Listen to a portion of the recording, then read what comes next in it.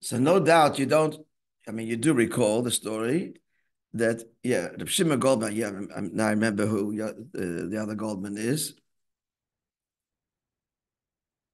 So Shimon Goldman, he took over Rabbi Yochanan Gordon and was the Gabbai of the Gemilas Chesed of the Free Loan Fund in 770, which the Rebbe was deeply involved in.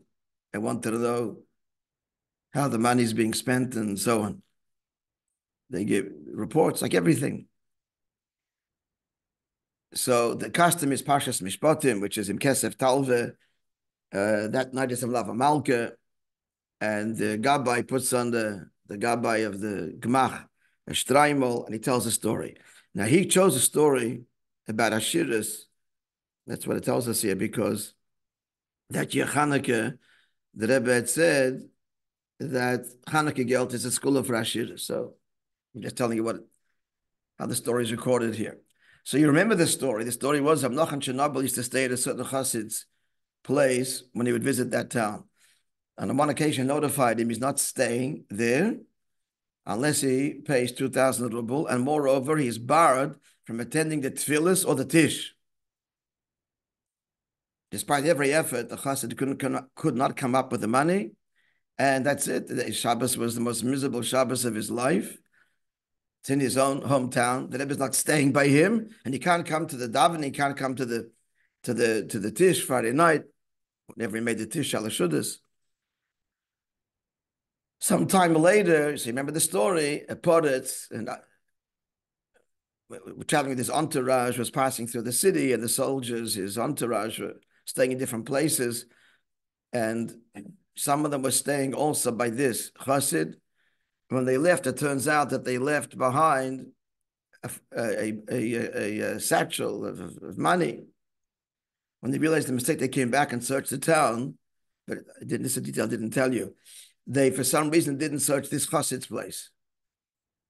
The soldiers were staying in many places. I guess they'd forgotten which soldiers, whatever, were supposed to have this. Whatever the reason. So he opens it up, and guess what? It's exactly 2,000 ruble. He brings it to Rabbi Nachman. Nachman says, it's yours. Heaven want to give it to you. But you had to what? You had to really want it, that you don't want money to that degree that you'll be mispalel and be so distraught. But you're mispalel and you really wanted the 2,000 ruble, and I had to bring you to that matziv, and that's why he did this. No, so the Rebbe smiles throughout the whole story, and the Rebbe is not happy with the story at all. And I'll read you what it says. So the Rebbe says that this story is a klotz kasha. And the only answer, I'm quoting the Rebbe here, that I found till now is that the story is not precise. And this is amazing. Of course, he knew the story and the way the chassid said it, Reb Shimon Goldman, and it bothered him. And he sought answers, and his only answer is he has to modify what we're looking for. Modify, he has to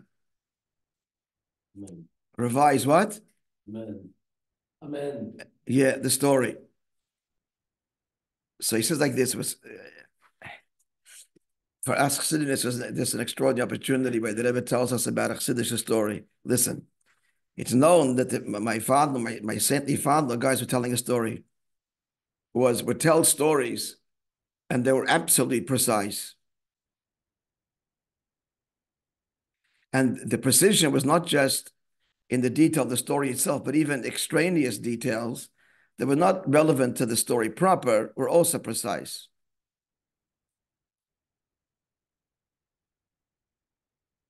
Because first of all, people often don't realize that a detail in a story adds nuance, even if it's not obvious.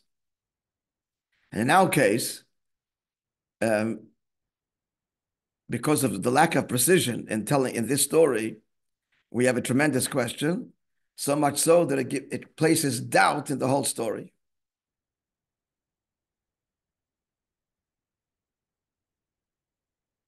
What's the story? That in order for this fellow to merit wealth, he had to have a true desire for it, a pain that he doesn't have it. And then he can ask for it truly. Now, if that's all was required, which is the point of the story, he didn't have to pain him for so long. A whole Shabbos of Nachum's in the city, and not only doesn't stay in his house of the chassid, but the chassid can't visit him where he's staying, can't hear the davening, and to be at the tish and so on.